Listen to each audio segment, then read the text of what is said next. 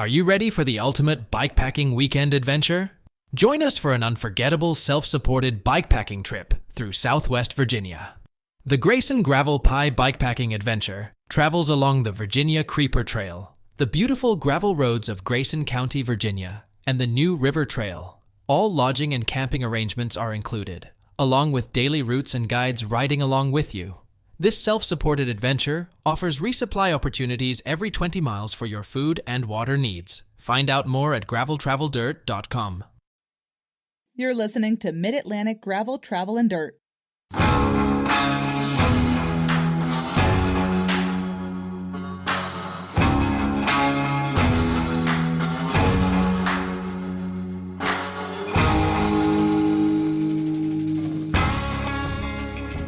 Hi, everybody. I'm Brian. And I am Wes. Oh, you're Joey. And I am Jess. You got confused there for a minute. I did. You didn't know what to I say. took a pause because Joey threw me all off. This is episode 158 of Mid-Atlantic Gravel, Travel, and Dirt. Come on along, everybody. Spend the next hour or so with us talking about gravel bikes, adventure biking, bike packing, bike camping, racing bikes, or just playing bikes. You always change that to trikes, don't you? I didn't change anything. Oh, okay, because in the show notes, my little intro piece, it always says just playing trikes and not bikes. And I always change it back, but maybe I change it back. I don't know. So joining us a little later in this show is Kelly Catale from Kellcat Racing. Kelly is a professional racer focused primarily on cross-country mountain biking, and she also dabbles in gravel and cyclocross events. Kelly and her team are committed to mental health advocacy and ending the mental health stigma in our society. In addition, she is also very passionate about promoting and growing the sport of cycling, particularly women's cycling. So I'm excited about having Kelly on the podcast. We've been back and forth with her, I think, since like the end of last year, trying to figure out the right time to get her on the podcast to talk about what she's got going on. So I'm pretty excited about that. It is really good to be back from Florida. As you guys know, I was in Florida for a few days. You brought the Florida weather with you today. It was gorgeous. I always do. It was gorgeous. Bring a little bit back with me. But you know what the best part of this little quick trip to Florida was? The very best part of this trip. You saw a crocodile? No. Getting the first opportunity to wear my Pack Cutaway USA bright yellow kit. I had not wanted to wear that on the trainer. So this was the first time because I went down there and I actually rode outdoors. So I took my Cutaway bright yellow Pack GT or Pack kit and put it on and I actually got to wear it. Now, I have to say, we've talked a lot about Cutaway and the cargo bibs, and I have seen them and I've held them in my hands, but this is the first time I've actually worn them on the bike. And they really do live up to the hype. Honestly, they are very comfortable and fit in all the right places the right way. Is that? And these weren't even the cargo bibs that we're doing. The ones that you did for the shop are not the cargo bibs, right? Correct. They do not have the little side pockets. So if you don't know, Cutaway USA offers premium cycling apparel born where guys? Where's in the Blue Ridge Mountains. Like I'm the teacher now. You almost did that like choral reading style. I listened to that 6 times yesterday, so yes. Cutaway is an industry leader using innovative fabrics combined with clean, bold designs. Make sure to visit their website at cutawayusa.com to see all of their jerseys, bibs, neck gaiters, and other cycling apparel and gear. And when you reach the checkout, use the code GTD, all caps, GTD20 to take 20% off your entire order. That is an offer. That is a special discount just for our listeners. Once again, the website is cutawayusa.com. There we go. Beautiful. Thank you. It's like you've done that before. I know. I'm trying. Jess is using a new mic position tonight, so it's going to be a little because awkward. Supposedly I'm too loud. You're not too loud. You're Jersey loud. We're just trying to find the right place, and it's a new mic and a new board. We're still kind of working through all the growing pains of that, newness. and we're going to get there. What is everybody drinking tonight? I got me a Memphis Mule, or whatever you want. Kentucky Mule. Kentucky Mule. What is that? Kentucky Mule. It's Makers with ginger beer, a lot of lime, and ice with a little salt. Huh. It's delicious. Good. Now, Memphis Mule is the best mule I've ever had. When we were in Memphis, they used some local... At the Peabody. They used some local bourbon whiskey. Uh-huh. It was... Can't replicate it at all. It was... I could have put it in a Camelback and drank it around town. Man, I'll be glad when Croatan is done, so I can, because that sounds That's really not good. an excuse. This isn't Sweetheart, beer. Sweetheart, What? I don't think a beer is. Sweetheart. This is not even beer. we're here talking with a mental health advocate, and you need to be able to not cut off food groups in Sizzle. order. High five. Bird. In order, because that's considered a eating disorder. Yeah. No, I'm trying to be careful with my calorie intake, and I know that Exactly. beer is Joey, do empty we count calories. We don't count calories. Beer is empty calories. I ate a bag of peanut M&Ms today. Nice. And I ate 5 hard crunchy tacos. If you saw what I ate during the course of a day, you would know that I really don't have. All right. Also, yes, beer, if you are, packs a punch. If you go straight alcohol, you're good. Yeah, that's healthy. Can you? No. It's not healthy. There is no such thing as healthy food and non-healthy No, food. we're going- You learn that in eating disorder camp. We're Like, going- we do this, learn this. We're going way down a rabbit hole. I don't want to go down. Well, So I'm having a nice meal. I'm gonna got a lot of stuff to talk about tonight because You I have a gonna lot got? of Florida adventures to share with you guys. Florida man, yeah. have you made some headline down there? I have no. So I did send you one picture, and I send Joey pictures, and I don't get any response. I hope he sees them. He does. He does. Okay. He's like, I even have to like respond back to Joey's family. Like Joey has seen this and heard it, and he is fine. Like, Okay. you know. Well, I sent you the picture of the outdoor hotel rooms, and I know that is. Oh, thing. yeah. That's a bugaboo of mine. Yep. And then I've discovered one additional new thing that is very dangerous is the connecting door between rooms. That is also You now. know the people next door to you? No, the giant red flag. The doors are locked, but I mean, it's like just a door, and it feels like it's like. There's some sounds that bounce through that, if you know what I mean. Yes. So we had some very You stayed loud at a- neighbors. Yeah. All right, so you didn't listen? Like, No. Well, I got a couple rules I tell my employees. That's one of, don't date until you're 25. mhm. Don't stay with hotels with doors on the outside. And now also doors on the inside because that's Well, usually hotels with doors on the outside have doors on the inside. But here's the thing: It's is a whole domino effect. We were in Florida for I think 5 nights, and I didn't pay for a hotel room because it was all Best Western points. So I didn't. I just used Best Western points, and so I had to stay at a Best Western. And we were visiting my daughter, so we had to kind of be close to where she was. So I really didn't have a whole lot of choice in the hotel. So we got one. It was very loud, but that's one thing. But when about 11:30, the stinky weed smell starts coming underneath the door. Oh, it was Was it loud? It was loud and stinky. Loud and stinky. And I don't know what it is with Florida, but that set the tone for the entire time we were All I there. kept getting texts from Brian. I'm like, just go smoke some with him. Like, just chill out. He's like, no, it's the gross kind. I'm like, take some edibles. Somebody needs to introduce the idea of edibles to Florida because everywhere we went from that, it set the tone for the entire time we were there. We walked into breakfast and sat down in this little breakfast restaurant, and these guys walked in after us, and it was like you got hit with weed stink, and it's just, I don't know. There's a difference. It helps with mental health. None of this looked like it had anything to do with mental health. I also live with Joey, who's loud and stinky. Sorry, But honey. I We think- only fight on Tuesdays. Well, it's Wednesday. I think everywhere we went, like New Smyrna, the hotel there were people outside. I don't know what it is with this trip. I've never experienced that before, but there was just a lot of stinky weed. Did you guys tell the hotel manager? Well, no, because I Oh, went to the thank hotel. God. I went to the hotel. No. We did actually change rooms the next night at the first hotel. And then when we were over in New Smyrna, Because of the devil's lettuce?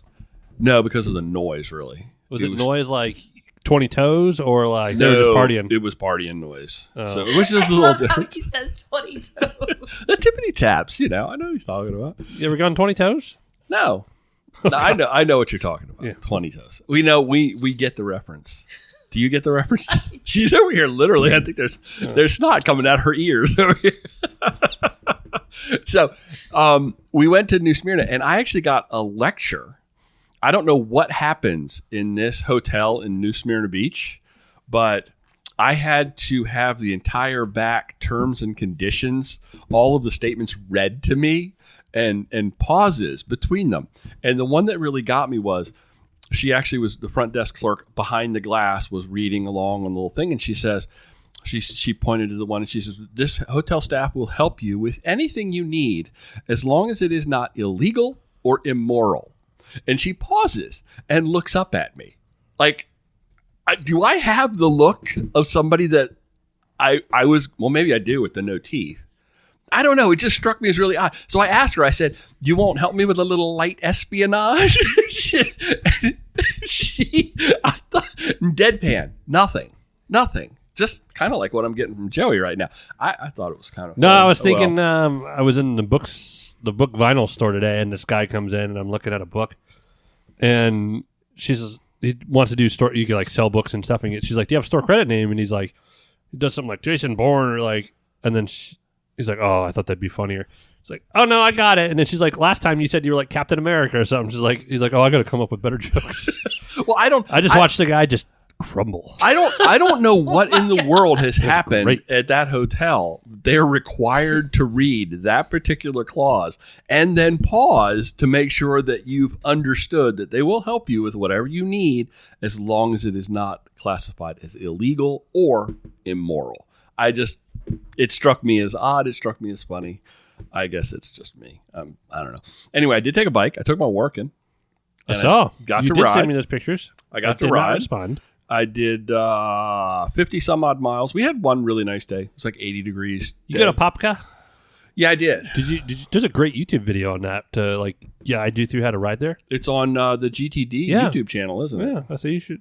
That's if you haven't cool. checked it out yet, you should check it out. Yeah, it's kind of cool. Yeah, I It's a go back callback. there every time. It's really nice. It's definitely straight up hero gravel. And the Warrican. Oh, you were down. You weren't joking about going to that Miami race. You weren't far away. No, I wasn't far away. I actually really thought about doing that. Yeah. If it had worked out to have a day or two to actually sneak down to Miami for Miami gravel or gravel Miami or whatever it was. I looked at the course for that, and it really nice. looks kind of cool. Cynthia Frazier destroyed Allison Tetrick. Did she really? Miss Gravista, yeah. Ah. That's all I told Jess. I just want Tetrick to lose to someone like Cynthia. Did you look at the results? Yeah. I Tetrick came in third, and Cynthia came in second. That's all I just wanted Tetrick to lose. That was a 2-lap. And if she listens to that and loop. wants to call and complain, sure, you would love that. I don't know. I don't know who Maybe finished second. Bride will read the terms and agreement of the podcast to her. What? Who finished second? Do you know? Cynthia Frazier. Oh, the one who won. I thought you said. Oh, I don't care. Just saw Cynthia beat Allison, so Joey. that's all that matters. So I did a nice 50 mile. I was trying to get some metric out of it, but I just couldn't figure out a way. When you don't live in a place like that, and Florida's kind of weird with their driving, and I don't really like to jump out on the road, so I was trying to stay on the trails. No, the cars. You don't. When I'm riding, I don't like to jump out into the car traffic because I don't really know the roads. You get a feel for the roads, and Florida's so weird with their drivers that I was trying to figure out a way to get a metric on the trail systems, and I just couldn't figure it out. I got close, and then I kind of ran out of time. But I did go over to Apopka and saw some alligators, probably like 20, 25 alligators, big Dang. alligators, 6, 7, 8 foot alligators. You could ride your bike right next to them on the You little need gravel to trail. bring some alligator meat back. We actually had some gator bites. I like gator bites. They're Yeah. delicious. I think if you told her they weren't gator and chicken, she would love them. So I've had gator bites before, Joey. It's like the best piece of a chicken thigh. Just like snakehead, too. I like it. I think gator bites are good. And we had some that were real tender. Sometimes they're tough. Sometimes they're super tough. And that was not what we had this time around. So anyway, Joey, what's going on in your world? Anything you need to catch us up on? I don't have loud outdoor neighbors. I don't have stinky weed. I have bizarre talking. I don't know. I'm just kidding. I was just reading yours. It smells like weed all the time around here. We have loud neighbors. We have quiet neighbors. Although I was driving down 95 the other day and there was a skunk, but I'm like, oh my! But it was early and I'm like, who's smoking this much weed? Speaking of your marijuana, no, I was. It's been quite eventful. Usually, like January, February is slow months, and it's not like we're not making millions of dollars, but like I run out of time every day at work, and then like tonight I'm not going to do work at home because we're doing this, and then Boba Fett's on or some YouTube thing. But so no, I mean it's February. It's been warm the last few days. Mm-hmm. I brought it back. It was sunshine. It's going to be nice, like 60. I'm off. I was going to go to West Virginia with Marcus, doing some 4-wheel, and just isn't. No, it's. I don't want to leave Jess alone, so Yeah. we're staying home, but we're getting blessed with nice weather. So I think I'm going to keep my 3 days off I took. I might work Friday because she's not home. I'll take Blake. I got stuff to do at work. I think through Saturday is supposed to be nice. Saturday we're going to go probably hike again. We hiked last weekend. We went on some walks. Blake pulled me for 4 miles through nature. You went on a nature pull? Yeah. It was like the Iditarod. So that was fun. And then I just realized how many days in a row I've worked, but I did have one day off last week. Because I left at 4:30 in the morning and went to Charlottesville. No, Wilmington area, sorry. And then turned right around and came back up the same day. You went and picked up boats? Yeah, I got back a little after 5, almost 6. How many boats did you bring back? I think 20. Oh. I accepted 20 on Friday, too. They did a delivery from the other facility, which is those boats are too big for my truck and trailer as far as being able to put 20 in there. Right. So I paid shipping on those because I don't like paying shipping. It's a couple $1,000s for a truckload of boats. So when I go, like that was probably a $2,500 load I did, and I spent about $300 in gas. So you can save that, and I can. There is my time I'm using. There is the truck. I could have blown something up on the truck and trailer, and it could have cost that much, but that's going to happen either way. But I'm not worried about them getting damaged. It's it's not bad. It's somewhat peaceful, other than like it was pouring rain the whole time. What day did you go? Monday. Yeah. The weather looked clear, and then like after the first hour, it dumped the whole way. That's miserable. And I don't drive 75, 80 with a trailer on 95. It's 60. No. So 6.5 hours each way, plus an hour of load time. Yeah, it's a big day. But it was good. We got them. We're starting to get phone calls because you get this warm itch, and either it's like bikes, either fall behind because you didn't get them, or you're like you wait till it does actually warm up, and then people already have them. So I'm trying to be the shop this year that has like 60 boats in stock already, so you can catch some of those late comers looking for early boats. Comers or late. Yeah, the people that. Yeah, it's surprisingly it's all the fishermen. All the kayak fishermen. There's people I have waiting in line. I have their names on Excel sheets because they're trying to rig them up. Yep. Yeah, you want to get them ready. Yeah. So when mid-March hits, you can hit the water. There's a guy that wants to buy my Titan because he lives over here, and it's like, I mean, basically I would put another Titan in the same spot for get a new boat for like I'll spend a dime. He's like, he basically wants it to take someone's space on their dock right now. I'm like, okay. That's a big enough boat to do that. Yeah, so people are hunting down kayaks, which is good, but no, that's about it. Like we did some hiking, nature walking. I don't know the difference between hiking and walking is. Well, I don't know. And then I got a ride home from work, the whopping 1.5 miles yesterday. Saw the tricross here. It was fun. The weather was warm, and then just got Blake, and I had the work truck, and then the way we shuttled, I didn't leave my car at work, so I just took my bike to work and rode home. Yeah. Nice. And the work truck's there, the car's here, and it was so peaceful. It was so pretty. It was like I posted a picture. The sunset was our Jersey yesterday, using the bridge as the mountains. It was beautiful. So, what about bikes? Are bikes coming in for spring, or? Yeah, well, we've always been doing pretty good on bikes. Yeah. The gravel bikes have been lacking from everyone a little bit because of just parts. Your rental bike? Guess what? I think they're either College Park or on the way. Some of the Jameses. Guess what we got allocated today? What? All of our Diverge frames. Oh, really? And I think we just didn't accept it. We were like, everyone that we had in mind for them we've all gotten them other bikes of some sort, whether it's from us or another shop. So I think we declined them all. There's like we'd rather spend. It's a lot of money our cost. Where I think we just invested all that into a bunch of mid-range Konas instead. That was basically we started talking about that a year ago. Yeah. It was probably over a year. So that email showed up. We get that like 3:30 every morning. It comes through of like our allocations for the day, and it was all the Diverge frames. Well, would it have still like when you would have accepted that? Would it have still like you would have gotten an email a day later and be like, no, psych? No. Once the allocations come through, you're pretty set. You're set. Like we got a lot of nice bikes today. We got some of the Athos with the new Altegra, the 12-speed, and some other bikes like that, and then some e-bikes. But we took everything we were going to use on the Diverge frames and I think Paul had ordered a lot of more Konas that are in stock. Yeah. So I want more Konas in the store, and the more you have, you'll actually get the name out. I think it's really smart of you. What about Otso? You ever hear back from those guys? I did, actually. So we're on a short list for the next round of inventory, making sure their current dealers are taken care of. And then I think springtime, they're looking at a couple shops, and hopefully we're on that list after talking to the lady. Cool. Yeah, it was like a job interview, and I was like, Nate, Nate said, you said. No, I'm just kidding. I'm sorry. Did you drop that? You already had one OTSO that was. No. Well, okay. I don't know what. Just trying to help. I had to Jess? give my business info. Jess, what's going on in your world? No, I wrote a whole bio about you. It's 3 pages.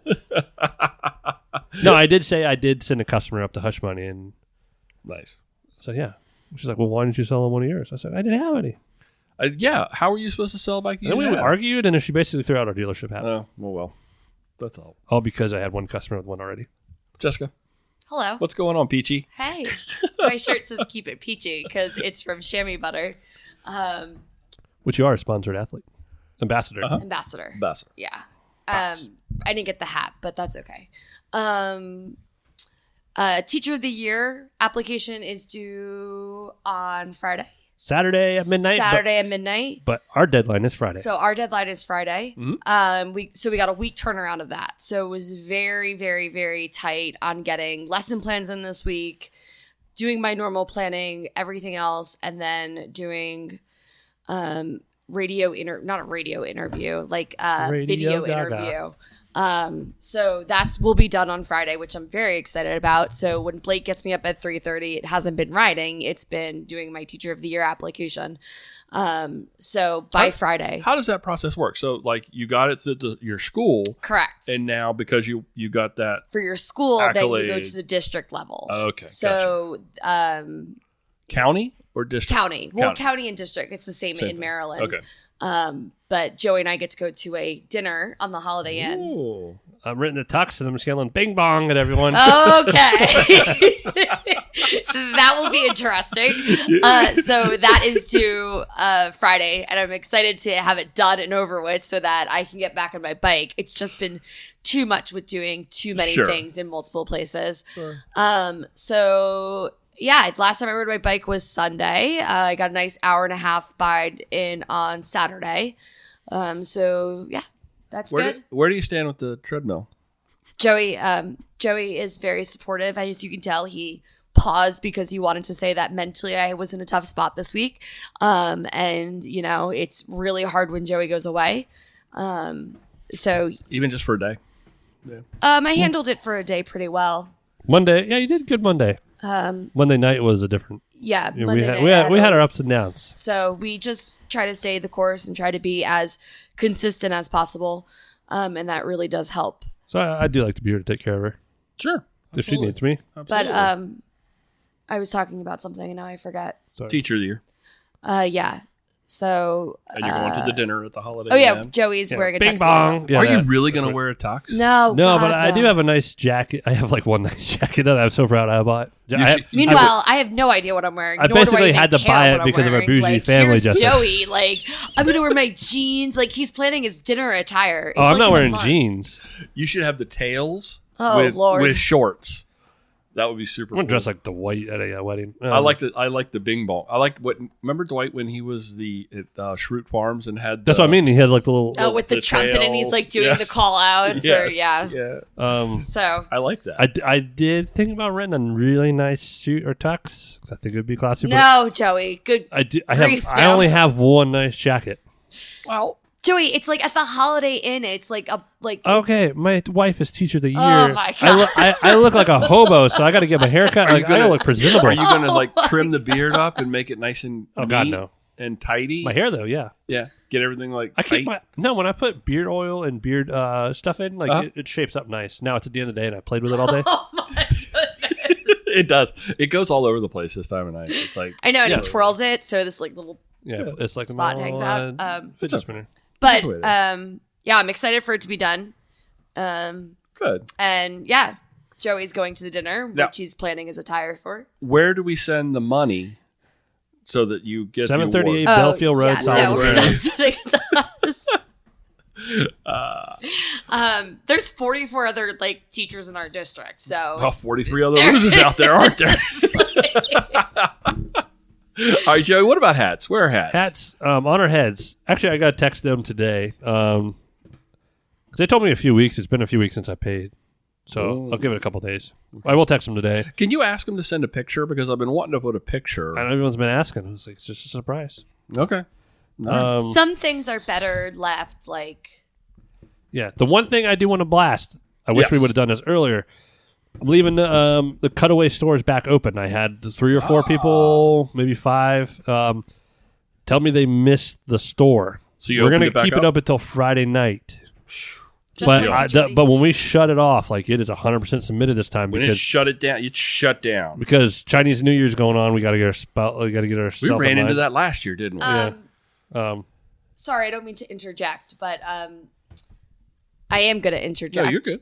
Thank you. I know I am. Anyway, so Garmin Worlds, nobody responded back to my text when I sent them. Garmin Gravel World. Garmin Gravel Worlds, because they just got picked up by Garmin, is going to donate $1 for every mile I run/ride at Garmin Gravel Worlds Okay, so that to was St. Jude. So you actually did hear back from I them, and they are actually going got to a do- confirmation, but Nice. we are waiting because I can't miss the first day of school. Yo, that's tough.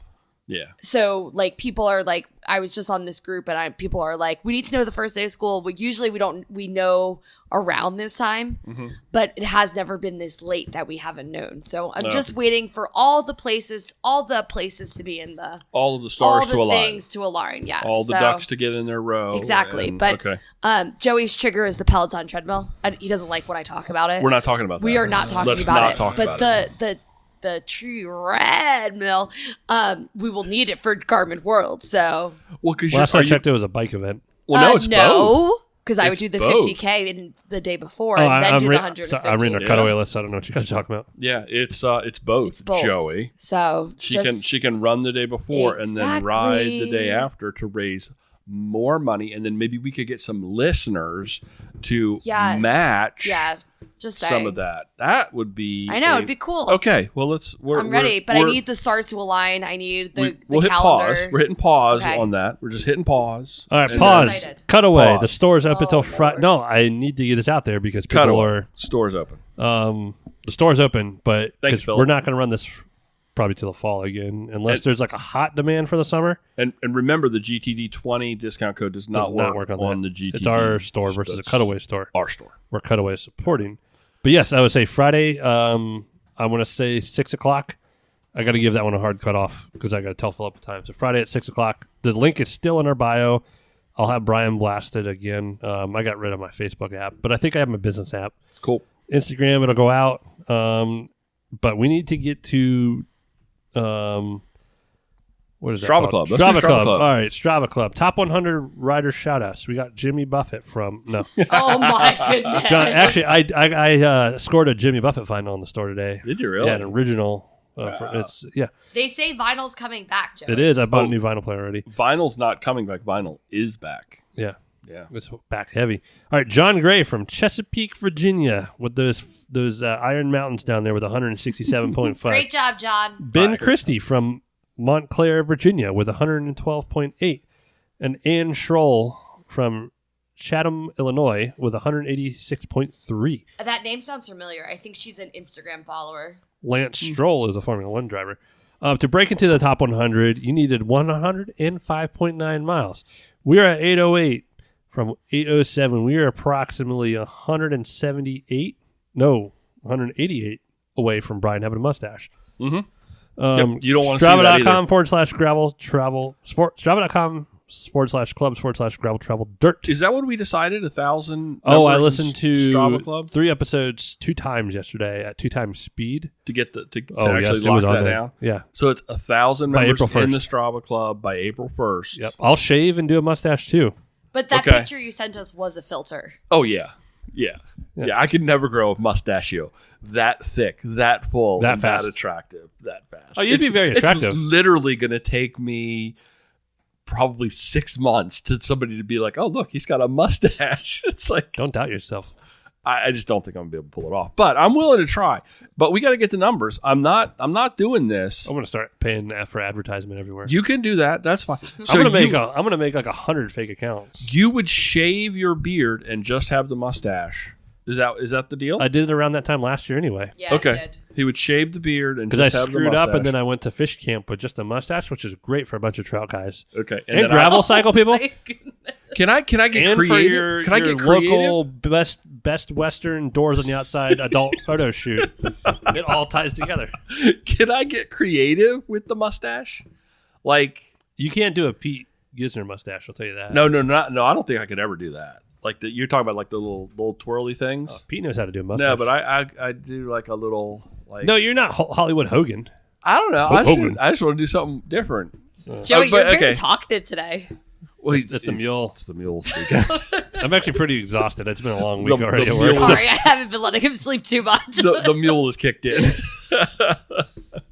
All right, y'all. Joining us now is Kelly Catale from Kellcat Racing. Welcome to the show, Kelly. Thank you. I'm so excited to be here. It's great to have you here. We've been talking about this for what, like 6-8 weeks now, trying to figure out the right time, and I'm glad it worked out. Me too. You're our first racer / competitive rider we've ever interviewed. Yeah. We've had a lot of event directors, but I don't think we've ever had a racer. I'm really flattered to hold that accolade. Yeah. Thank you. So I want to give you a quick opportunity, Kelly, to just take a minute and introduce yourself to our listeners. Sure. Gosh, I hate talking about myself, but let's do it. Go. So You got it, girlfriend. You got it. I am a professional off-road cyclist that specializes in marathon mountain biking and gravel. So those are my two primary disciplines. And in addition to that, I also have a degree in biomedical engineering, and I'm an engineering program manager at a medical technology, medical device consulting company in New Hampshire. Wow. So kind of two-part person. I also wear a lot of other hats, but those are my primary two. I guess I'd be remiss not to say that I'm also a wife and a sister and a daughter and all these other things too in my life. That's cool. Yeah. You're a twin, right? I picked that up from you. I am. Yeah. Yes, I have an identical twin sister, That's and our cool. birthday is coming up pretty soon. Cool. Happy birthday. Yeah, thank you. How long have you considered or have you thought about riding bikes as being an important part of your life? It's a good question. Well, competition has been an important part of my life for many, many years prior to cycling. And I started bike racing I raced road in college. I went to Bucknell University and joined their cycling club. And I started racing in 2013. So that's 9 years, I think. So I'd say 9 years. It's been an important part of my life. So on your website, and I did a little bit of website stalking today. I was going through your website's really pretty cool. I did a deep dive into it. I was sitting writing show notes today. But on your website, you break down like your path between life, what you called BCE, before cycling at an elite level, and CE, cycling at an elite level. And it was just, I really found it a fascinating read. And I really want to thank you for sharing the details of that whole journey. Because it was really kind of cool to get inside the mind of somebody that had made that transition. You've pursued just about every endurance sport there is out there. And you very wisely, in my opinion, sorry, Jess, transitioned away from running to cycling. Jess is a runner. So how did that happen? How did that transition Let take us know place? in depth. Because Joey wants to know how to get Jess. I would not recommend the path that brought me to cycling. And here's why. So I was a runner. I played pretty much every sport you could imagine growing up and found my home in running in middle school and then into high school. And then I actually ran for Bucknell University for a grand total of maybe 2 months. And during that time had a rough time with, I would say, sort of disordered eating and, all the pressures that are on female athletes in college trying to make a name for themselves. And I ended up breaking my femur in the middle of a running workout. So I was doing it was just tempo workout and ended up almost breaking it all the way through right above my knee. So almost a complete break clean through. And then there was a crack of the entire shaft of the femur. And I was out for a year after that. So I could not run. I couldn't even walk for months. And it was so bad they thought I had bone cancer, which is crazy. And ended up just feeling like my body kind of betrayed me, and I could not trust myself to run competitively after that. So I could run a little bit, but my heart and soul weren't in it. And I tried to find another sport where I could just be free again, and found a home in the Bucknell Cycling Club. They kind of welcomed me in with open arms, and they were goofy and fun. And that's really how the transition happened, was leaving running because of injury. So, Jess, I hope that does not happen to you. Let's not go there. We're not. I got the knee issue. We joke about that, but we're not going to go there. We're not going to. No, that had to have been. I want to pick at that just a little bit. That had to have been really, really tough to go from, the type of person that is always active in that endurance mindset to probably, at least for the very first period of that injury, having to kind of sit still, so to speak. It was really challenging. And I'm the kind of person where, at least up until recently, I've let the things I do become who I am. So I am Kelly. I was Kelly the runner, right? And then all of a sudden that became no longer true. And I kind of lost who I was. And at the same time, I was away from home for the first time for an extended period of time. I was a homebody and was in the middle of Pennsylvania. I grew up in New Hampshire. I didn't have a car. I was this lonely freshman who was homesick, and ended up watching a lot of Dawson's Creek, and spending, actually, frankly, probably was a blessing in disguise in a lot of ways, spending a lot of time on my academics when I might not have otherwise, and ended up immersing myself in research and stuff. So it wasn't a total loss, but it was very challenging mentally to lose a huge piece of who I believed I was at the time. So coming from somebody who, I have an eating disorder, that is one of the first things they ask you when you get diagnosed with one, is bone construction. And because your body's not receiving enough calories, your bones, something happens with your bones.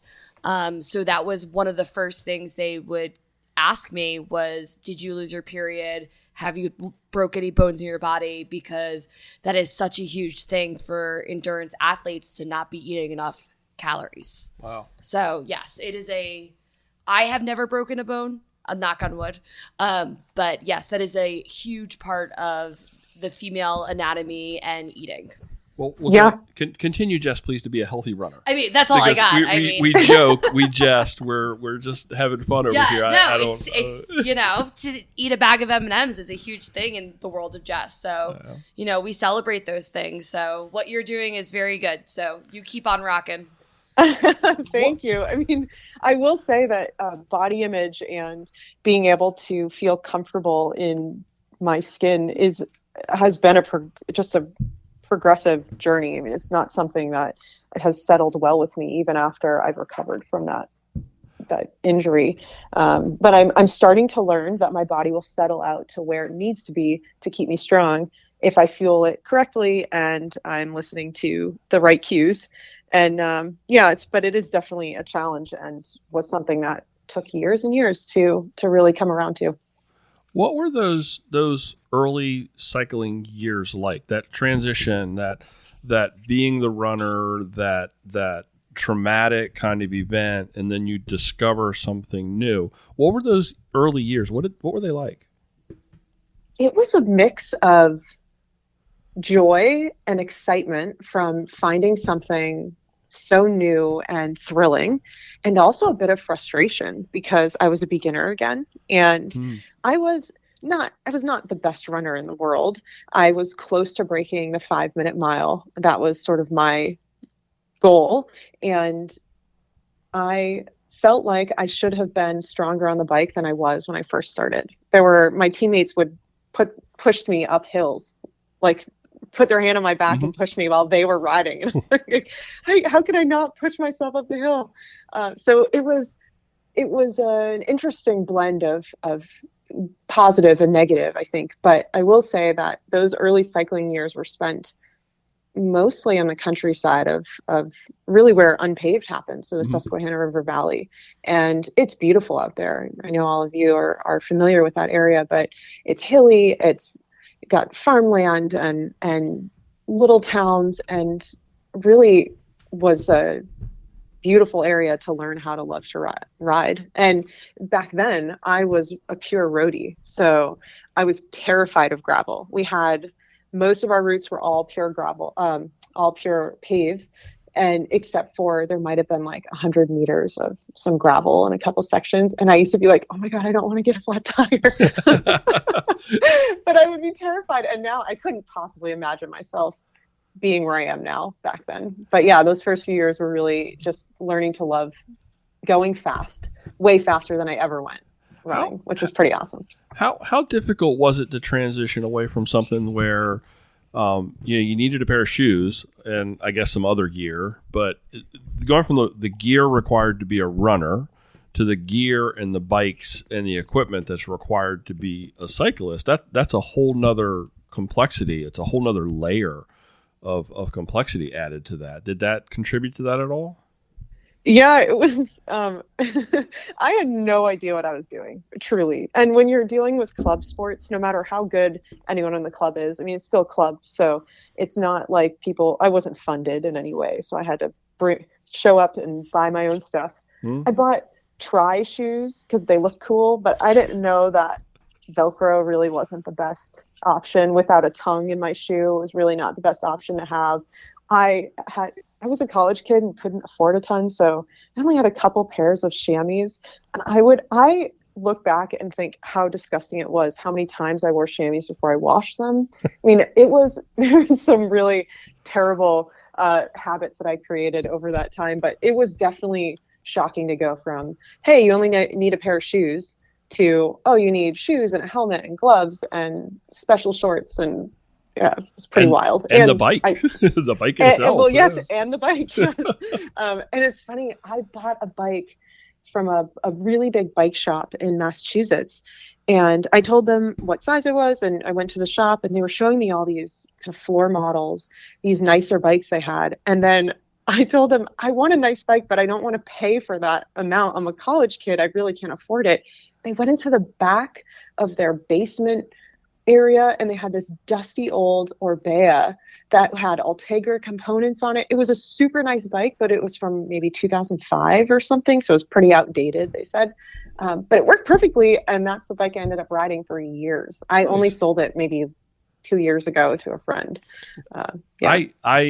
I developed sort of like weird sentimental attachments to my bikes. I still have all my bikes from college, and it's Joey buys and sells bikes like they're like commodities. But I got a bike shop. It's a little different. Yeah, I just have issues. We like to count our relationships and how many bikes Joey has had. So we're like, oh, you had this bike and this bike and this bike since we've known each other, and this bike at our new house. So that Joey is very fluid with his bikes. It's a good measure of relationship, I think. Yeah, it's like sure. how many new bikes can that relationship stand, and then it's like She has the next new bike coming. It's like there is a like bike to Peloton treadmill ratio. Yeah, is exactly. Is that how it's going to work here? Okay. I get it. So you've been you raced road in college, and then eventually you transitioned to be more of a mountain biker. Yep. And you've been racing for a few years, but this, as I understand it, correct me if I'm wrong, this is going to be your first year where you're dedicating yourself full time to bike racing. That's correct? Almost correct. Okay. I think to say that I'd be dedicating myself full time would mean that I do nothing else, and I am still working part time. So I work. The goal would be 20 to 24 hours a week at my professional engineering job. And then the rest of the time being spent being a professional athlete. Yeah. Okay. So it was like you went from being like full-time engineer, part-time bike professional to more of a full-time bike professional, part-time engineer. That kind of like, yeah. Okay. Yeah. So, but over those last 3 years, I look through the list on the website. You've got a pretty impressive resume of wins and places over the last 3 years or so, including what in our eyes is like the premier thing is the defending 3-time champion of unpaved. All of that while you've been working that full time, that's some serious work-life balance trickery. Yes. How did you pull that off? How did you do that? The key word there is trickery. So the answer to how did that work is not well. So on the surface, I made it appear like things were going really well, that I was handling it well, that I knew how to multitask and keep things in order. And the reality is that I was in panic mode for the past, very much so the past year, but there were phases of panic mode throughout the past 3-4 years. This will be my 5th season racing at the elite level, I believe. And it was a challenge to juggle both of them at the same time. So my job and racing. And I would kind of squeeze in the training and the racing whenever I could. Unfortunately, though, one or the other would always suffer. So I would either be coming home from a race and exhausted, and then I'd be a zombie at work and I'd be behind on things, and I'd have to use the excuse, sorry, I raced this weekend, I'm really tired, I'll be fine, I'll get back on top of all those things I'm late on. Or the alternative is I completely destroyed that workout, did terrible in my workout, couldn't hit my power numbers because I was so stressed and so exhausted from a really hard work day. And so I could never really show up fully to either one of those commitments. And yeah, it was pretty challenging, but I made it work somehow. I pushed my way through. Wow. I think one of the interesting things that I learned is that we tend to think that, well, I shouldn't say we, I tend to, and I know I'm not alone in this, but I tend to believe that if it's not really difficult, then it's not worth doing. So the path more challenging is the path worth taking. And so that's how I've always lived is, oh, well, I'm suffering, so that must mean something meaningful. And it wasn't until really things started becoming real when I kind of reached a new height last year with my racing that I realized that maybe there's something there that I should tap into and slow down a little bit so that I can potentially speed up in my racing. Okay.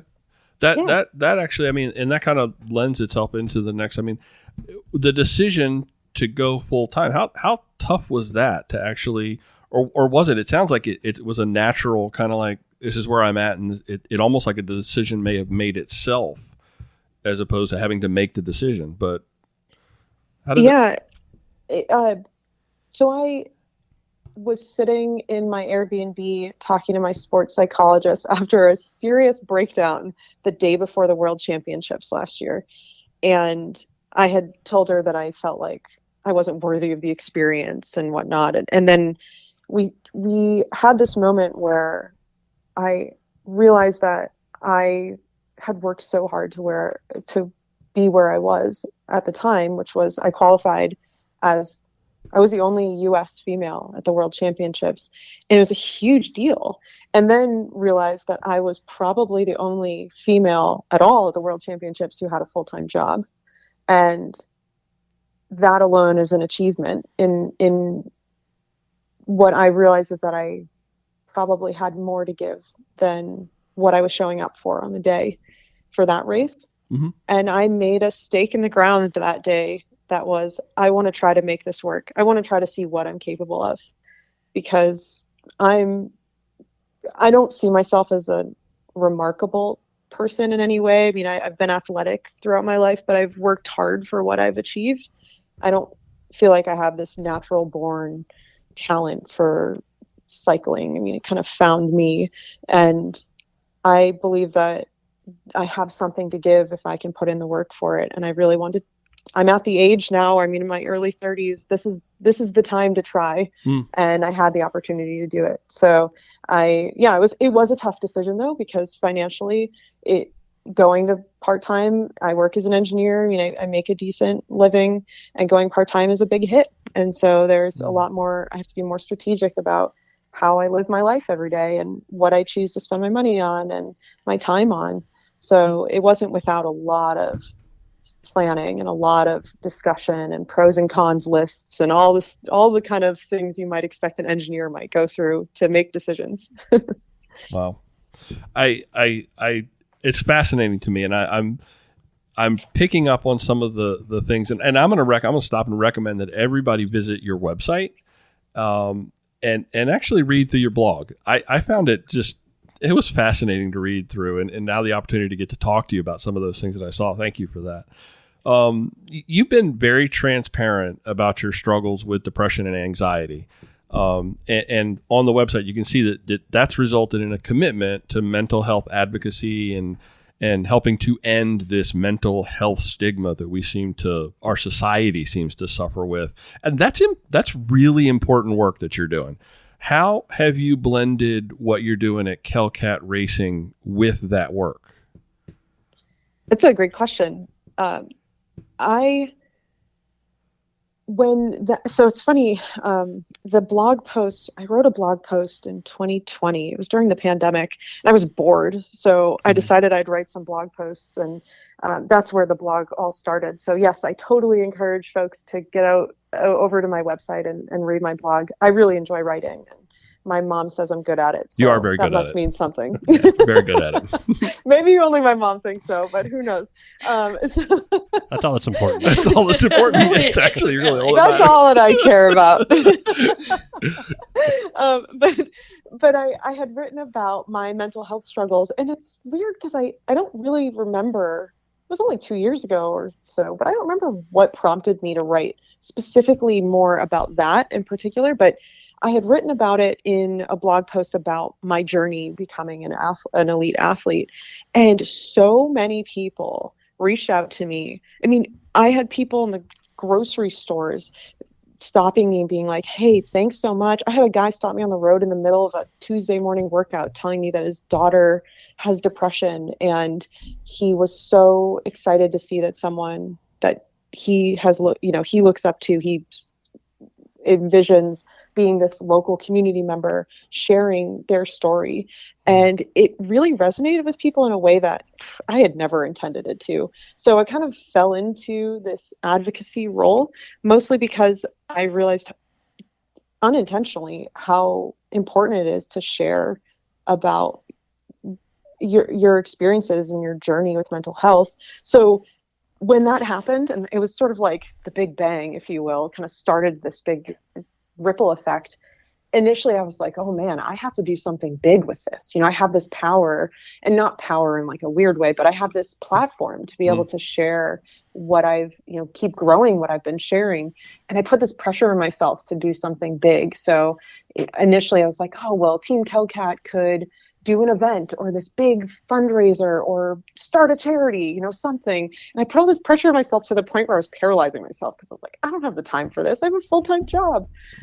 So what it's resolved down to is right now, I think in the future, my advocacy will kind of morph into what I feel like aligns well with my goals and my lifestyle and opportunities that present themselves to me. But for now, the form it takes is me being genuine and authentic in my interactions, whether it's in real life where I'm interacting with people at the office or my family or friends, and then also on social media where I'm not always sharing the happy things, because on Instagram, a lot of people will just share the good things and the positive things because that's what people want.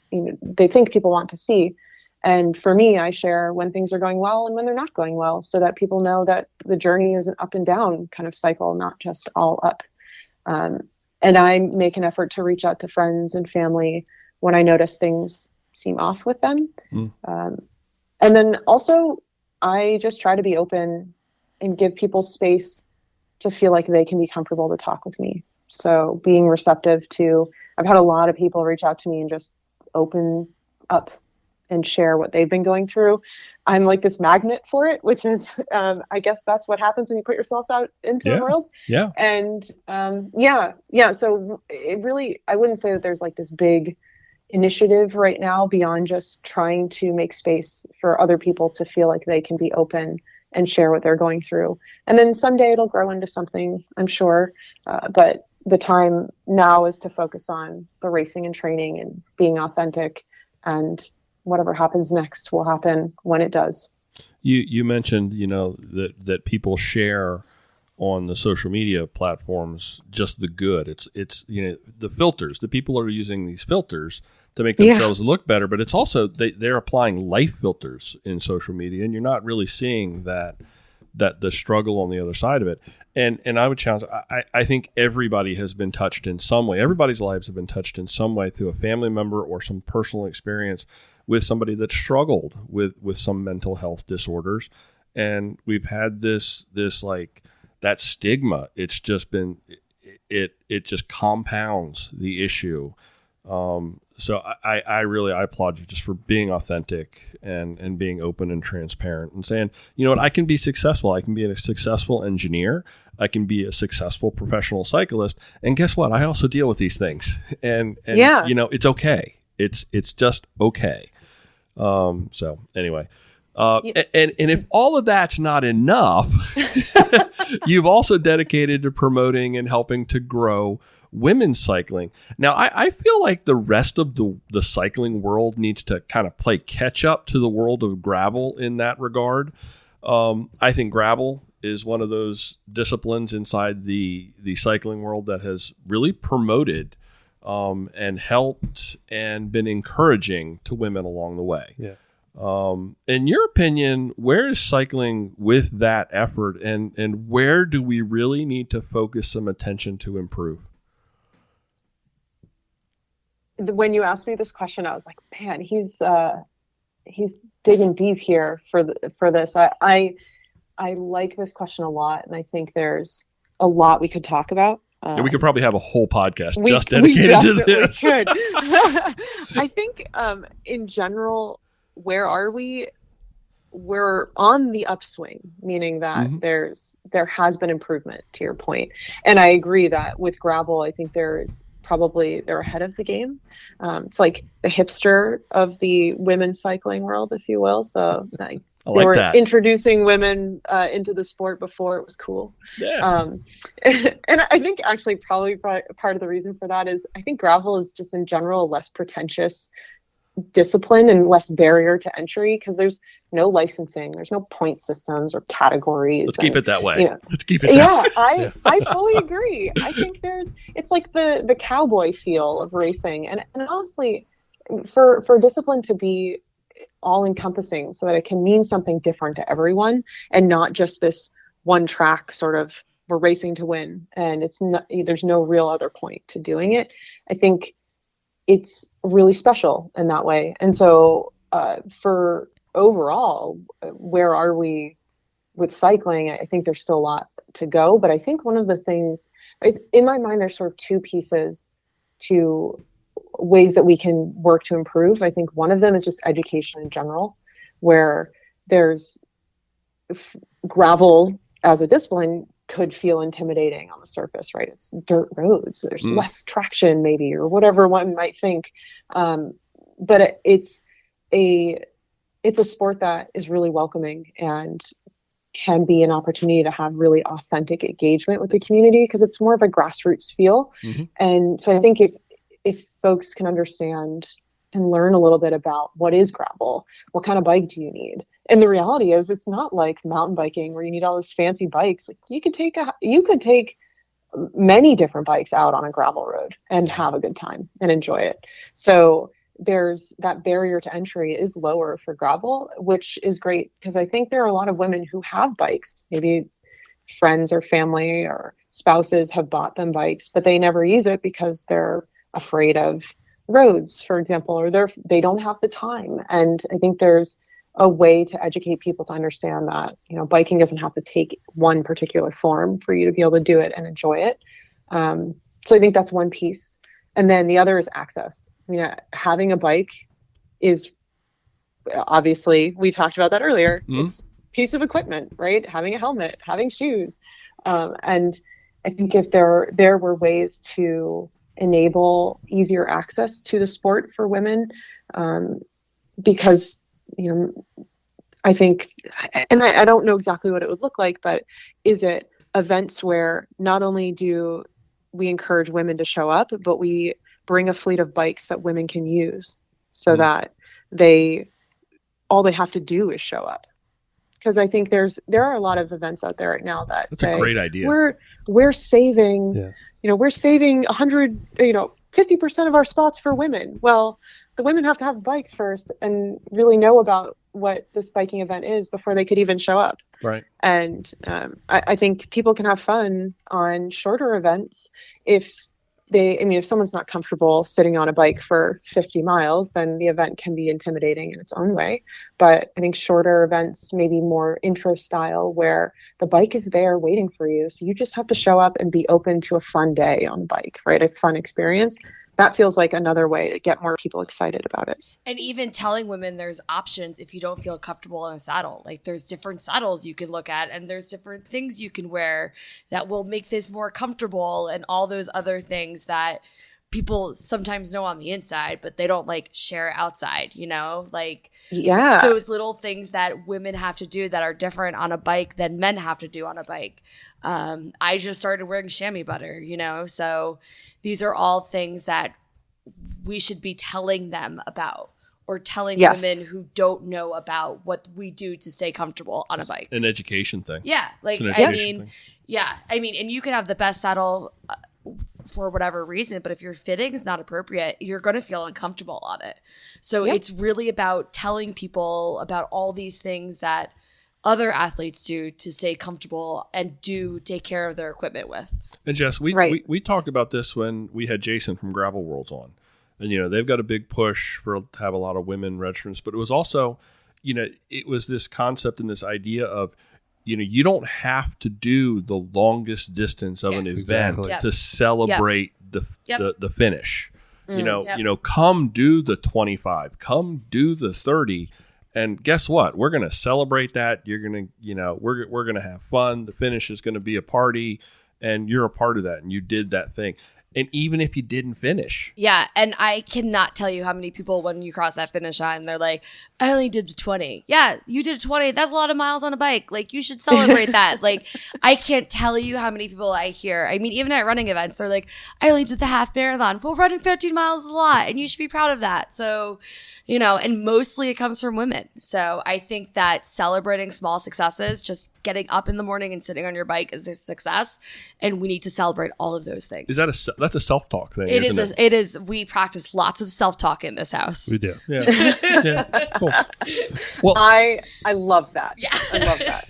And I totally agree with everything you said. I think that me being an advocate for mental health is appropriate, but I don't think it's truly impacted Joey as much as it has in his life.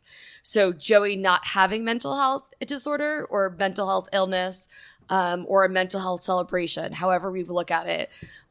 Joey being a significant other, somebody who has one, is probably one of the hardest things. I did hear him over there when he was doing the dishes just a few minutes ago. He was self-talking himself. Oh, he was. Talking about how he was scrubbing them dishes. She woke me up at 1:30 having a panic attack again. Like, I didn't say it like that. Yeah, I know. Maybe I did, but... Joey, that's a first eye look into what somebody deals with every single day. So thank you, Joey. Let's lighten the mood a little bit. That wasn't a bad mood. No. I want to talk about, Kelly, what's your race schedule looking like for 2022, and how does that even evolve as from because you're our first professional racer, so we don't really understand how does that come about. Good question. So this is a process that I think has evolved over time for me as well. For this year and sort of last year, I started the race selection process first by defining what my goals were for the season. So rather than saying, these are all the races I want to do or the events that I'm interested in, I did make this, being an engineer, I make a lot of spreadsheets. So I did have this spreadsheet, this big calendar of all the potential events, and it's super intimidating. And there's a bunch on all the same weekend, and it's so tough to pick. So I went back and I said, okay, wait a second. What are my major goals for the season? And then let me narrow down my race list based on those goalposts. So what's going to fit within that help me achieve those goals? And that led me to have sort of I think there's 5 cornerstone races, if you will, in my calendar that I feel like are a good mix of what I'm looking for, both because I want to enjoy the season. I want to do events that are fun for me and good experiences. And I also have the goal of going back to the World Championships, qualifying and being able to represent the US again at the World Championships this year. So that was another goal for me, which means there's certain races I have to do to be able to keep my standing with the UCI, the International Cycling Organization that governs and sanctions the bigger races. So the process is pretty crazy. There's all these different calendars you can look at and what races are sanctioned and what aren't. I won't go into all the details because it'll bore you all to death. But the race selection does follow a pretty strategic process with where's my downtime going to be? How are my training blocks going to be lined up? When can I take time to go just enjoy a weekend of riding mountain biking up in Vermont? Or I'm going to do a training camp in March in Tennessee. So there's places that, I want to fit in some of those things that are not necessarily race oriented, but still really important to me. What are those cornerstones? You mentioned some cornerstone events. Yeah. So the first one for me is I'm going to go out to Prescott, Arizona for the Whiskey Off-Road. And it's late April. And it used to be part of a larger series and super, super fun event. I think it's 50 miles. I can't remember. I don't know all the distances of all my races, but my mountain bike races are all typically marathons. So they're usually 35 to 100 miles, depending on the race. And it's pretty cool. So the Whiskey Off-Road, I really enjoy. It's a great atmosphere and the community is really awesome out in Prescott. And then in June, I'll be headed out to Poland for a marathon mountain bike race. And yeah, that'll be fun. It'll be my first time in Poland. I've only raced in Europe twice, and that was last year. So I raced in France and Italy. And this year, Poland's on the list, another fun place to explore. And then in August, I'll be racing hopefully at the Pan American Marathon Championships, marathon mountain biking. And that's in Brazil. And then hopefully World's Championships, Marathon Mountain Bike World Championships in Denmark. That's in September. And then, of course, I'm wrapping up the season again with Unpaved because it's my, still every year, it's my favorite race weekend of the year. It's special, isn't it? It's very special. It really is. Dave puts on a great show. There's no doubt about that. No doubt about that. So we will be there. I think we committed last year to volunteering. At least I did. I think, Joey, you did too, didn't you? Did as soon as I crossed the finish line. Yeah. I actually crossed the finish line and said, Dave, you're not my friend anymore. Did you do I heard, Joey, was it you or Brian who did the difference? Oh, not me. No. This year. I did the 90. I did it. I suffered through. And I can see where those mountain bike skills, Brian lacks those. I do. I lack those. I lack those. But what I lack in skills in that regard, I make up for in being a hardhead and being just a little diesel truck and just keep going, no matter whatever comes with me. So, hey, you got to take advantage of your strengths, whatever it is. Whatever they are. All right, we haven't talked at all about sponsors. Yeah. And this doesn't happen alone. I know that it doesn't happen alone. So who have you got in your camp? Yeah, so for 2022, I've got a couple new sponsors and a couple sponsors who've been around for a while. The title sponsor for Team Kellcat for the third year in a row, I believe, maybe it's the fourth. Gosh, it's really bad. I'm losing track of time. Is 7 Cycles. So they're a bike manufacturer that's based out of Watertown, Massachusetts, and they make custom bikes, mostly titanium, some carbon integrated frames, and they're just a dream. I love riding my 7 bikes, and I have 4 of them, and they all have different purposes, and I just love them so much. And that's actually where Team Kellcat, the name Kellcat, came from. So the full suspension bike that they made for me, it was the first bike that they had made for me, and it's a full suspension version of a trail bike that they had launched the year that I joined them, and it's called the Kellcat. So that's where the Team Kellcat came from. And 7, but I'm going to put a little plug in here if it's okay. Yeah, absolutely. And then I'll mention the other sponsors after. They're all very important and great partners to work with. 7 Cycles is doing, because they recognize that the jump to part-time work and full-time athlete does present a financial strain for me and for our team. So they have committed to doing a fundraiser for Team Kellcat, and what they are offering is they're going to essentially be raffling off a custom 7 bike, any model that the winner chooses. And so, well, except some exceptions, no tandem or fat bike, I believe, are the 2 that they aren't going to offer. But otherwise, it could be full suspension, hardtail, gravel, cyclocross, whatever you could dream up based on what they make, and more. They're super crafty and super innovative. So they're going to do a custom bike, and it comes with a custom color alloy set of Industry 9 wheels and a set of Vittoria tires. So we're going to be launching that in the next few days, actually. So go for it. No, it's a fundraiser that's going to support the team. Is that correct? Yes. That's awesome. That is really cool. Yeah. What an innovative way to just, for them to say, okay, here's our name, we'll give you gear, but in addition to that, they're finding a way to actually get you some operating capital, which is incredibly important in addition. I mean, because that list of all those races, there's a lot of travel in there. Poland, Denmark. Yep. That's cool. Yep. That is awesome that they're going. Sounds like they're going a little bit of an extra mile. And you've had some 7 bikes that have been named after you or along the lines. What? Yeah. So the 4 bikes that they've given me are race optimized versions of bikes that they've either had or they launched or around the time when I joined them. So the Kellcat is Kelly Catale. So it's the combination of my name. That's the full suspension race bike. And then there's the Kell Country, which is a hardtail mountain bike. And then the Kell Cross is a gravel / cyclocross bike. So that's the bike that I race on for unpaved. So any gravel riding or road riding, it's actually, admittedly, it's the bike I spend the most time on, is my road bike / gravel bike.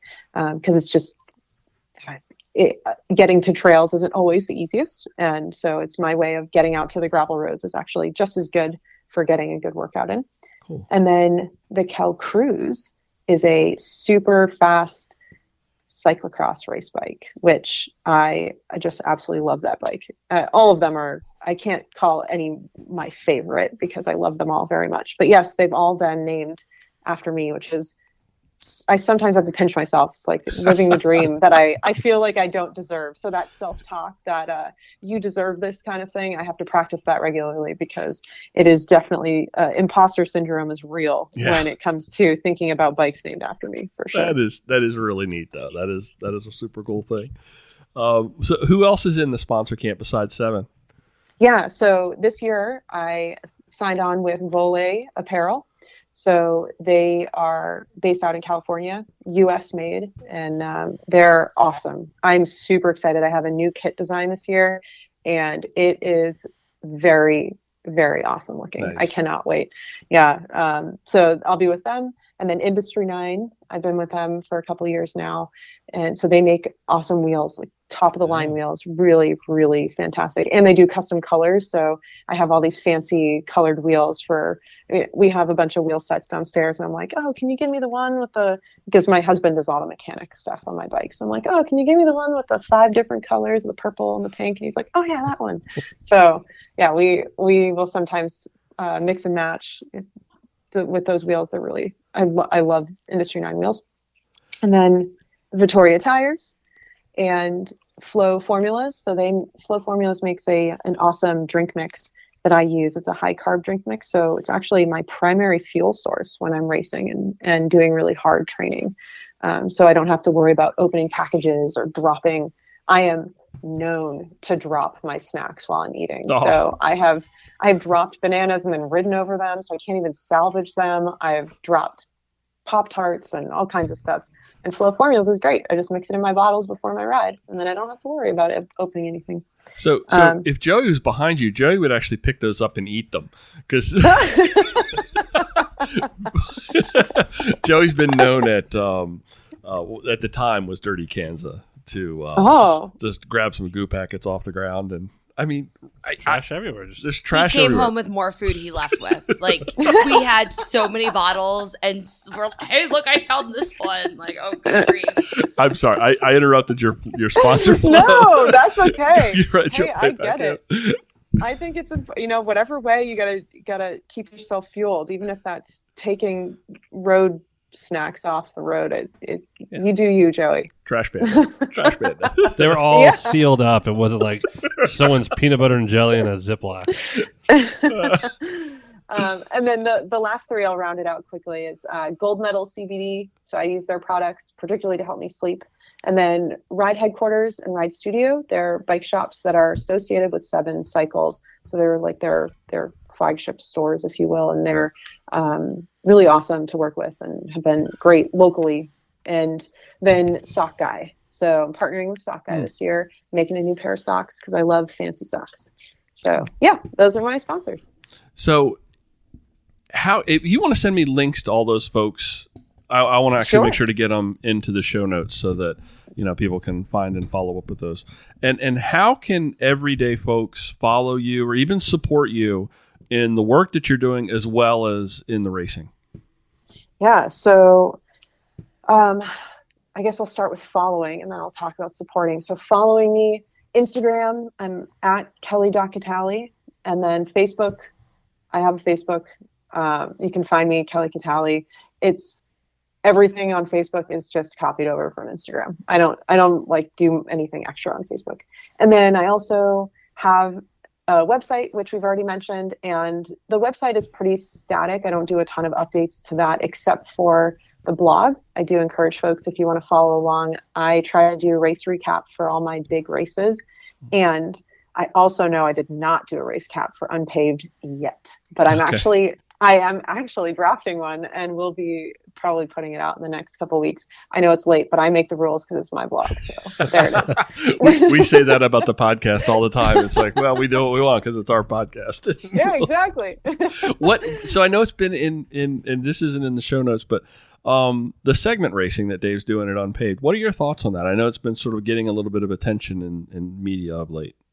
Oh man, I love segment racing. I was the first year. So last year was the first year for segment racing, and I was super intimidated by it because I don't know, it adds an element of something I'm not comfortable with. I'd rather just hammer for 120 something miles and know where I'm at the end rather than being like, oh, I have to keep track or whatever.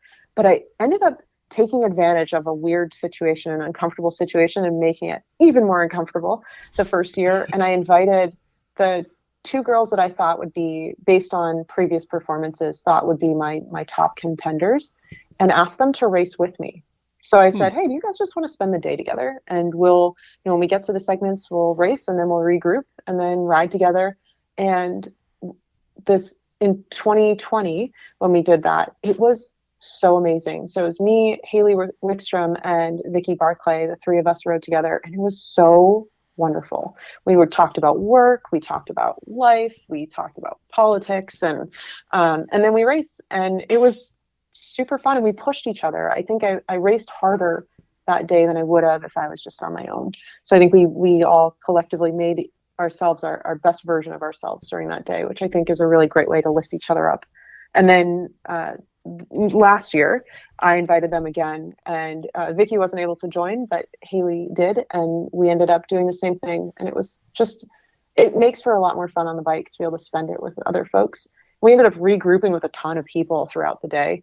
And at one point I was leading a train of like 10 people. I was doing just like tempo pace, and all these people are behind me hanging out. And I was like, join the train. So we had, segment racing adds an element of community and really togetherness for the whole experience for everyone, rather than just, the top contenders are out at the front and you never see anyone else. Right. Yeah. And it just kind of is a lot less fun. So yeah, segment racing, 2 thumbs up. I know you can't see me, but that's what I'm doing right now. Yeah. Well, it was cool. Like I was at the first rest stop and you pulled in with everyone else and just hung out for a second.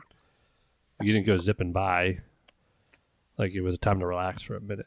Lots of smiles. I remember seeing just lots of smiles at stops, as opposed to like this like angst of gotta go. There was a little bit, just a mildly different attitude, I think. And I'm not racing, but you could sense the vibe. You could feel it. Even if you weren't in that mindset, my objective and my goal for that day was to finish every one of those miles, and I accomplished that. So I met my objective. But no matter what somebody's objective is, there are people that time is a big measure, obviously, but you just sensed that there was this kind of like a different feel at some of the stops. So that's an interesting take. So again, thank you for joining us. And so Joey, back to the support. When you said you were doing sock guy, are you coming out with like your own sock to sell as far as support? Yeah, I do. Well, so I do have socks that I was selling last year. And I designed a new one that aligns better with my new kit. So the old one matched my old kit better. But I do. So now I have two versions. But the fundraiser that Seven's doing, it'll be similar to like a Kickstarter where there's different support levels, and at least one of the support levels will have the socks as one of the incentives. So people will get those socks, the new version, as part of the fundraiser. That's pretty cool. Yeah, I mean, it's funny. Sock guy, you have to buy like a certain number of socks. I have this giant box of socks sitting in my study. My husband's like, "What are we going to do with all these socks?" I should send you guys each a pair. Then you can wear them and enjoy them. Oh, I would. We are big sock people. Joey particularly. Joey is very, very sock centric. So all right, well, that's great to hear. I will send you socks. I'll have to get info so I can send you guys socks, because that would be awesome. You can wear them. We will wear Show them. your team Kellcat pride. We will wear them with pride. Absolutely. Absolutely. So again, though, thanks for joining us. This has been a lot of fun. Yeah. And I know I had a couple more questions in the notes here, but we are way over on our time, but oh god, it's our podcast. We make the rules. We make the rules. Yeah, but it's our time. So you want to stick around. It's time where we actually turn our attention to our weekly this or that's, and we always invite our guests to join us for this or that's. Kelly, would you like to stick around for that? I sure do. Cool. I really do. Yeah. Thank you. So this will be the order of business. Kelly, you are our guest. I am going to hand it over to you for the answer first, then Jessica, ladies first, and then I will answer, and then Joey will muck it all up since we don't have Wes to do that anymore. First item up on this week's This or That, a technical mountain biking adventure on a gravel bike or riding an endurance gravel event on a mountain bike. Does that make sense? Yes. So is it adventure is the first part, but like more of a race or event as the second option? Let's just leave it as doing some technical mountain biking on a gravel bike or riding a longer endurance gravel ride on a mountain bike. Oh man, technical mountain biking on a gravel bike. I actually do that. My husband and I will go out and ride technical stuff on our gravel bikes just for fun. So it's a blast. Jess? I do none of those things, particular because I have terrible bike handling skills, and I'm usually like in the middle of the road by myself, and then I'm usually like talking to somebody, and then I'm usually like Joey's yelling at me. So it's a very complex situation. So I was going to say that one of the things that we enjoy about taking Jess out with the gravel bike is there's no yellow line for her to be on the other side. Yes, I don't think rules apply. I don't know. So you're gonna pass on this one? No. I'm gonna pick one because it's the spirit of the game. Okay. But I'm going to do. I've never ridden a mountain bike. Oh, really? So I feel like, right, Joey? I've never ridden a mountain bike. Nope, never ridden a mountain bike. Okay. Joey says so. So I'll do the mountain bike on a gravel one because I want to learn how to ride a mountain bike. Cool. Well, it could be your thing. It could. Who knows? Who knows? And then you would be buying multiple bikes over and over and over again. And then that I just would be have. Joey. I wouldn't need a triathlon bike. My bikes would all have to be rearranged in the room. So I gave up on any technical mountain biking a long time ago. My gimpy hands don't like that anymore. So I think I would go with an endurance gravel event on a mountain bike. That would be my choice. Joey? I love doing the mountain biking on the gravel bike. Yeah. It's so much fun to go to a trail and then people look at you. Yeah. Not because it's just fun. It's a different I used to mountain bike all the time. I mean, it's you were. So at a certain big into point, that, it's like you could do the trail net a million times, or you could change it. Or we used to do. Me and Austin used to do it at night a lot. I guess it brings a whole Night riding on a different. gravel bike on mountain bike trails is just fun. Breathes new life into a mountain bike trail system that you may can actually laugh ride a a little bit lot. more, I guess. I don't know. Yeah. You Okay. enjoy it. I really like the same old thing. Like I know I have OCD. I know it is diagnosed. However, I like doing the same thing every day. Yeah. Like I don't like new things. I really like a schedule. Like I don't like I don't like elements of surprises. We have taken you to the lake on your salsa. You've done like a mile. Oh yes, we I will did do announce a mile. that we'll give Jess a mile. Okay. Yes, Oh, I it's did good. do that. But I don't like new things. I like knowing exactly what's going on. I like knowing exactly where we turn. Like same things. Same things over and over. There's something good about that. It's familiar. I ate the familiar same is- breakfast since I met Joey. I'm just saying. I can bear witness to that. I cook it for her every day. Jess, I feel like I need to make it my personal mission to teach you how to mountain bike so that I can break. I'm break ready. the I'm ready. I will bring home whatever mountain bike you I'm want. ready. I'm ready. I'm going to How cat about- camp. I know that falls in line with your Kelly Catale, so I'm going to cat camp. Which is a real thing. It's a real thing. I'm going. That little I'm cat. very All right. nervous. I don't like doing new things. I don't like new people. I'm very nervous. I'm stroking myself as I talk about this because it's very concerning to me that my husband won't be there with me. So. She is like seriously know. like the nerves. I could actually don't like see these it. Okay, second item on this week's This or That: Panera or Subway? Panera every day. Oh, really? Actually- no even thought process given. No thought process. When we travel, so my husband and I travel a lot. He goes with me everywhere, all of our trips. We will stop. We know what to expect at Panera. It's decent enough, and we get.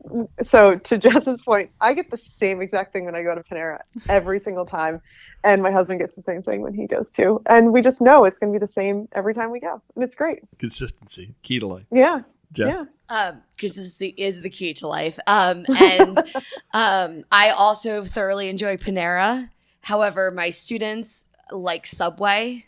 So recently I DoorDashed Subway for them and they thought it was like the coolest thing ever. Okay. So I like Panera though. Okay. I like the cookies. Well, I was writing the show notes today, sitting in Panera. That's my office, the second office. I'm the guy that sits at the corner of Panera for like 2 You don't hours. go to the library? No, sit in the corner of Panera, and sometimes they even give me my iced tea. I don't even have to they know me there. So, I have not the Panera, the food choices at Panera. I haven't found something that really speaks to me yet.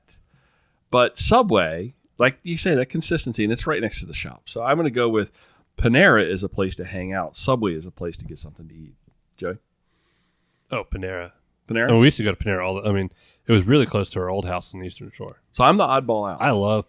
You get a nice broccoli cheddar soup and a bread bowl or a baguette with a nice sandwich. I think I just need to figure out what the right thing is. I haven't found it.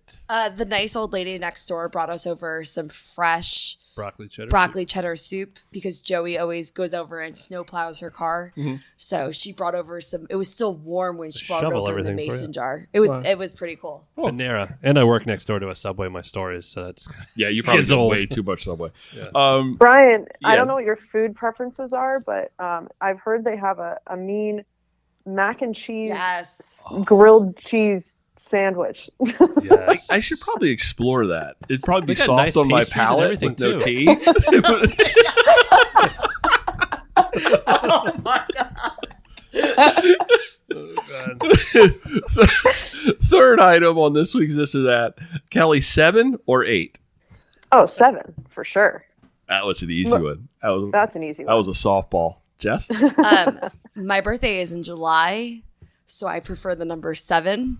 And I actually really like making math problems that have 7 and 11 in it because it's my birthday.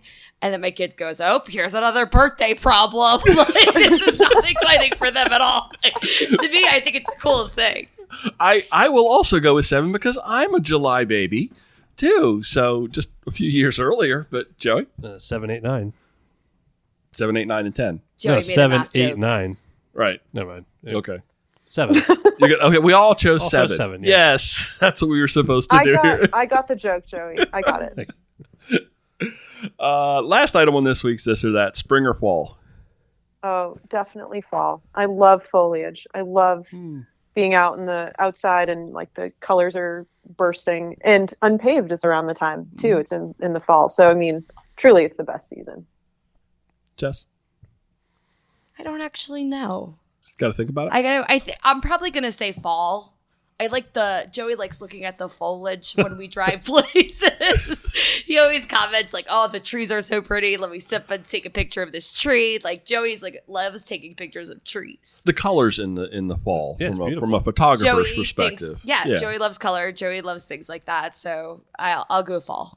But But the sunsets in the winter are really pretty. yes, Like they're very pretty around here. So I think that's also. But I know winter wasn't an option. So. But okay, your turn. it's our podcast. You can do what you want. If you want to choose winter, Chose winter. choose winter. For me, it's got to be spring. I like that, like bursting, like you're coming out of that winter, kind of like the dark, and all of a sudden there's new grass and things are bright, and you're starting to get the warmth in the air and the spring rain, the smell of spring rain. I've just always been a spring. It's been my thing. I would take that over fall. I just feel like fall. I mean, I get it. It's beautiful. Don't get me wrong. Absolutely gorgeous. The colors, the changes, all of that's taking place. The crisp air. I get it. But spring for me. Joey? Well, obviously, you guys know I like fall. He likes the trees and the It's foliage. pretty. Do you like the I pretty mean, colors? Fall for me, working in the bike industry and the outdoor industry, it's like you usually get your first breath of like finally get to slow down. So that's peaceful. The foliage is pretty. You know, I do a little more trout fishing.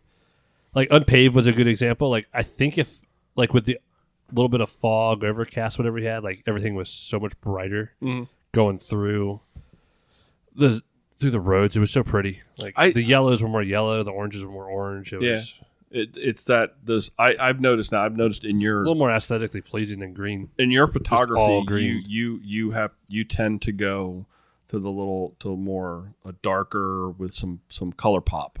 Yeah. And that seems to lend itself very well. Fall riding is the best. Yeah. I'm in the best shape of the year. So So it's nice to go, like I can go out and ride 100 miles with not springtime. That's a struggle. Yeah. Well, fall I'm usually just conditioned, I guess. I was the oddball out. I went with Subway and I went with Spring, and everybody else went a different direction. But we There's all agreed. nothing like we all not- agreed on 7. Yes. 7. 7. That's right. I used to do it all the time in East. Like you do a nice long fall ride and go. I used to meet Jess at Panera for dinner. All the time. All the time. It was Like weird all you the said time. this too. Yeah, it's nice. Oh, used to do that. maybe I spend too much time in Panera working. I mean, I really do. I will literally go. I was in Panera for like 2.5 hours today because it's kind of like an opposite. I don't even use their Wi-Fi. I actually link to my phone. I don't even. It's just the environment. Don't you like being is- home in your sweatpants? No, I like to get out. I mean, when you work from home, it's hard. I like to get out and be around people. COVID was really hard in that respect. You can work at my store. I like to be with my dog. If you had a coffee table, I would maybe jump on that. Okay, anybody got anything, including you, Kelly? Anybody have anything else before we shut this thing down that we missed that you want to throw out there?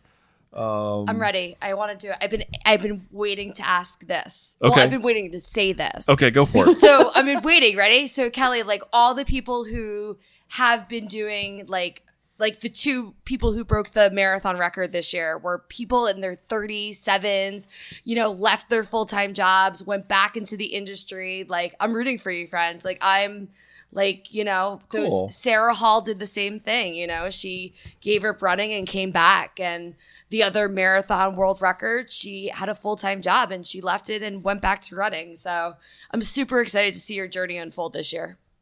Thank you. That is super kind. Yeah, this is I recognize this is a big opportunity, and it's actually really scary because I now am relieving myself of excuses. So yeah, I mean, I know, do you sleep better? You probably working full time and being a full time athlete. Like, there's not enough hours in the day, and the only thing that usually hits me the most is sleep. Yes. So I hope you are sleeping better. I am sleeping so much better. Good. I'm noticing some big changes. Just like mentally, I can handle stress at work more because I'm not so overwhelmed with exhaustion. Absolutely, absolutely. Cool. I'm ready. Well, I'm ready you. to see it, friend. I thought when you said you had something you wanted to say, I thought it was going to be about my use of porta potties. Oh my God! Who Oh told her? my God. Who told her? I didn't say anything. Said something. I listened to the podcast. Oh my and you God. said you saw me coming out of the porta potty. Well, we were kind of like, I was fangirling and Joey was like, and I was like, I can't be a pro athlete because I won't use a porta potty. Like, it's scary. And I'm looking at these two right now and they're cracking up. Well, I crack up because you say porter potty. You don't say porta potty. You say porter, like Jerry Porter potty. Yeah, but like she like put on her kit in the bathroom and everything like that. Where like I was like in the parking lot naked because I will not use one of those. But Well, you know what? That's it. We've talked about this before. why are you laughing, Joey? Because I saw her. Remember, we're like, oh my God, that's why I can't be a pro cyclist because I won't use the porta potty. And then I was like agonizing with myself, like, just use it, Jess. You can do it. Just stand there, like you got this. And I couldn't do it. Well, they're so small, they're so tight, and women have to, like, we've talked about this. You've talked about this with kits. It's like you basically have to totally undress with but the my way husband, like, we goes on hikes and he's like, oh, I wonder what porta potty this is. Like, I wonder if it's clean. Like, it's not fun as it is for Joey. I used the bathroom on the side of 95 one day. Like, I drove 13 hours. I had to. I'm not stopping. Yeah. Oh, what are you gonna do? What Thanks. you gotta Now do. that I'm crying, but yes, that was hilarious. But yes, I did it. I couldn't do it. I need to shut this down. I really need to shut this down. But before we do that, I want to make sure that everybody remembers that Joey has opened back up the GTD kit store on Cutaway. The link is in Instagram, our Facebook, Instagram profiles. It's everywhere. Just if you can't find it, just message Joey Brian. Or I don't respond. Jess is the one that actually everybody talks to. Nobody No, talks not to until us. Friday. I have my application to finish. Please do not. I love all of you, but Friday. So thanks everybody for listening to this episode of Mid-Atlantic Gravel, Travel, and Dirt. And thank you, Kelly, for joining us. Joey, how can folks get in touch with us if they want to do that? GravelTravelDirt.com or our Instagram is at Mid-Atlantic GTD. And Mid-Atlantic Gravel, Travel, and Dirt is recorded this week from right here in Joey's kitchen all the way up to, where are you, Kelly, in New England? New Hampshire. I am in Massachusetts. Massachusetts. Thanks for riding along, everybody. Until next time, do good, be nice, go slow, respect others. Love you. Bye. Love you. Bye. Love you. Bye. Love you. Bye. Thank you. It's so awkward when the guest doesn't actually throw the love you bye in at the end. Can't you do? I just want to feel like I belong.